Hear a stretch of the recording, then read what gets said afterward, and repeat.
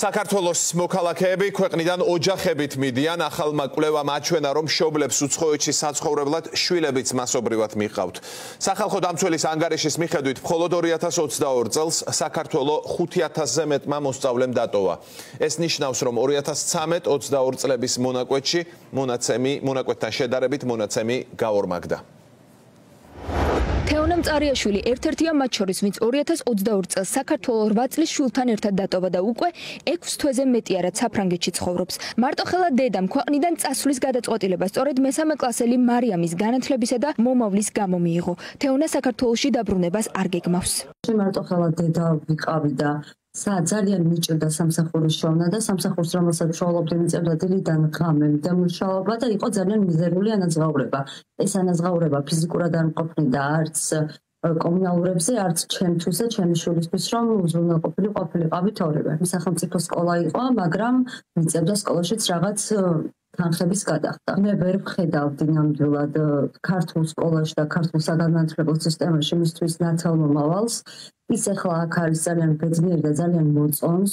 თეონას მსგავსად ქვეყნის დატოვებაზე საქართველოს არაერთი მოქალაქე ფიქრობს. სახალხო დამცველის ანგარიშის მიხედვით 2022 წელს ოჯახთან ერთად საზღვარგარეთ წასვლის მიზნით სკოლა 5508 ბავშვმა დატოვა.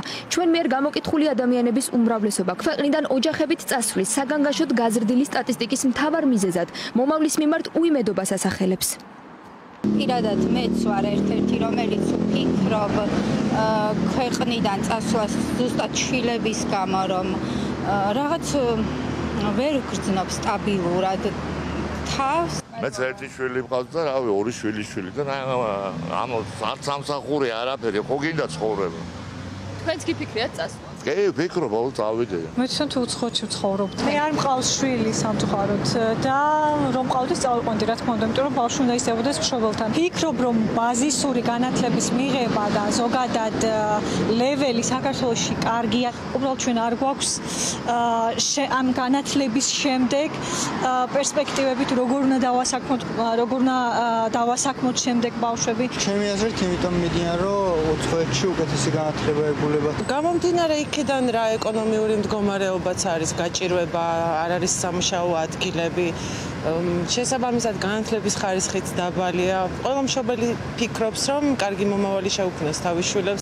სამოქალაქო ინტეგრაციისა და ეროვნებათშორისი ურთიერთობების ცენტრის უახლესი კვლევის მიხედვით, იმ მოსწავლეების რაოდენობა, რომელთაც ქართული სკოლები ოჯახთან ერთად საზღვარგარეთ გამგზავრების გამო დატოვეს, ბოლო 3 წელიწადში 8000 აჭარბებს.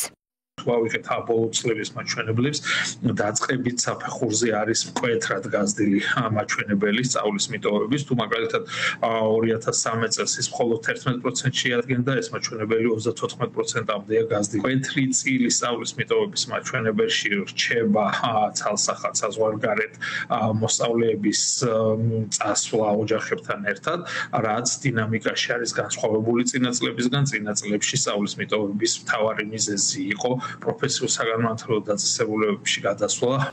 მიგრაციის სტატისტიკურ მონაცემებს საგანგაშოდ მიიჩნევენ პედაგოგები და განათლების სფეროს სპეციალისტები. ექსპერტები განათლების სისტემაში სოციალური პროგრამების ნაკლებობასა და იმ გამოწვევებზე ამახვილებენ ყურადღებას, რომელიც არაერთ მშობელს ბავშვის საზღვარგარეთ წაყვანისკენ უბიძგებს. განათლებაში უკვე ძალიან ბევრი რამ ფუჭდება, მაგრამ აი მოსწავლეები, როდესაც მიდიან და ტოვებენ ქვეყანას, პრევენციის გზების ძიება საჭირო. წლებია, მაგალითად, ჩვენ სოფელში ჩემი მოსწავლეები, მაგალითად ბებიებთან და ბაბუებთან იზრდება, იმიტომ რომ მშობლებმა დატოვა ქვეყანა, იმიტომ რომ რაღაც ეკონომიკური სიდუხჭირისთვის დაეღწია თავი. მე რაღაცნაირად ცოტა გაძლიერდნენ და ამიტომაც გადაწყვიტენ, რომ თავიანთი შვილები წაიყვანა და ეს ასე გაგრძელდება. განათლების პოლიტიკაც ცალკე ამოვარდნილი კონტექსტიდან არ არის. სოციოეკონომიკური სტატუსი განსაზღვრავს მეტწილად მოსწავლეთა წარმატებას, თქვათ, სკოლის დასრულების მაჩვენებელს, მაგალითად თუ მაღალი სოციოეკონომიკური სტატუსის მოსწავლეებში დასრულების მაჩვენებელი 90%-მდეა, დაბალი სოციოეკონომიკური სტატუსის მოსწავლეებში ეს მაჩვენებელი 50%-მდე. ანუ ღარიბი მოსწავლეები ფაქტობრივად განწირულები არიან სიღარიბისთვის და სკოლა ამ გამოთანაბრების ფუნქციას ვერ ასრულებს. საგანგაშო ოფიციალური მონაცემების მიუხედავად პრობლემას სერიოზულად ვერ აღიქვამს ხელისუფლება. ის ფაქტი, რომ ყოველწლიურად ქვეყანას უფრო და უფრო მეტი მოსწავლე ტოვებს, პარლამენტის თავმჯდომარეს მხოლოდ პოლიტიკური სპეკულაციის საგნად მიაჩნია.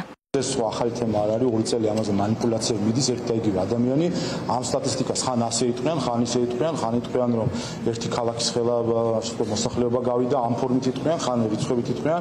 სინამდვილეში არის ჩვეულებრივი პროცესი მიგრაციისა, რომელიც ყველა ქვეყანაში არის. პარლამენტის თავმჯდომარე ამ შემთხვევაში შეფასებისას არ ცდება. 2022 წელს ქვეყნიდან წასული მოსწავლეების რაოდენობა დაახლოებით იმდენივეა, რაც მთელი ონის მუნიციპალიტეტის მოსახლეობა. ბოლო 2 წელიწადში ქვეყანა 80,000-ზე მეტმა მოქალაქემ დატოვა.